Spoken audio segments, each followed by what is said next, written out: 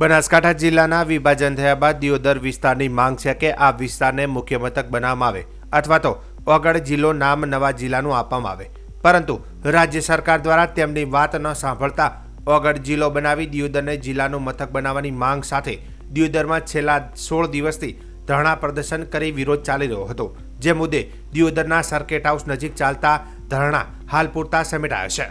નવી રણનીતિથી મજબૂતાઈ સાથે વધુ ઉગ્ર લડત માટે ઓગળ જિલ્લા સંકલન સમિતિએ નવા એક્શન પ્લાનની તૈયારી કરી છે, જેમાં તાલુકાના મથકના બદલે હવે ગામ લેવલથી ધરણા કરવામાં આવશે। વધુમાં ઓગળ જિલ્લા સંકલન સમિતિની નવી ટીમ રચના કરાશે। દરેક ગામમાંથી 11 સભ્યોની નિમણૂક કરવામાં આવશે। આગામી સમયમાં દિયોદર તાલુકાના 40થી વધુ ગામોમાં ધરણા પ્રદર્શન કરાશે। દિયોદર તાલુકાના લોકોના નાણાં અને સમય ન વેડફાય તે માટે ઓગળ સંકલન સમિતિ તાલુકા મથકેથી ધરણા સમાપન કરાયા છે।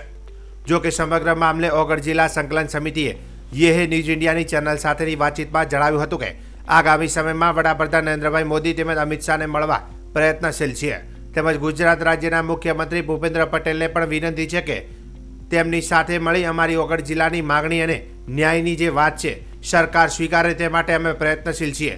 વધુમાં જ્યાં સુધી અમારી માંગ સ્વીકારવામાં નહીં આવે ત્યાં સુધી વિવિધ કાર્યક્રમો આપી વિરોધ પ્રદર્શન કરીશું તેમ જણાવ્યું હતું। ઓગળ જિલ્લાની માંગને લઈને દિયોદરમાં છેલ્લા 16 દિવસથી વિરોધ પ્રદર્શન ચાલુ હતા અને છેલ્લા 16 દિવસથી ધરણા કાર્યક્રમ પણ અમારો ચાલુ હતો। આ ધરણામાં દિયોદર તાલુકાની તમામ ગામોની પ્રજા પણ આવતી હતી, કોઈ ગરીબ પ્રજા આવતી હતી, ખેડૂતો આવતા હતા, વેપારીઓ આવતા હતા।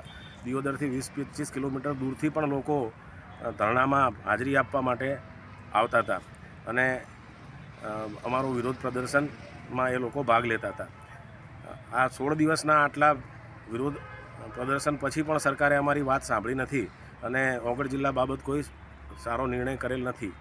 એટલે અમારી ઓગળ જિલ્લા સંકલન સમિતિની અમારી મિટિંગ મળી અને અમે એમાં એવું નક્કી કર્યું કે જે બહાર ગામથી લોકોને અહીંયા ધરણા પ્રદર્શનમાં આવવું પડે છે એના બદલે આપણે આ રહ્યું જે ધરણા પ્રદર્શનનો કાર્યક્રમ છે એ ગામે ગામ લઈ જઈએ અને ટૂંક સમયમાં જ એના માટે અમે દિયોદર તાલુકાના તમામ ગામડાઓમાં ધરણા પ્રદર્શનનો કાર્યક્રમ શરૂ કરીશું એ પ્રમાણે અમે નક્કી કરેલ છે।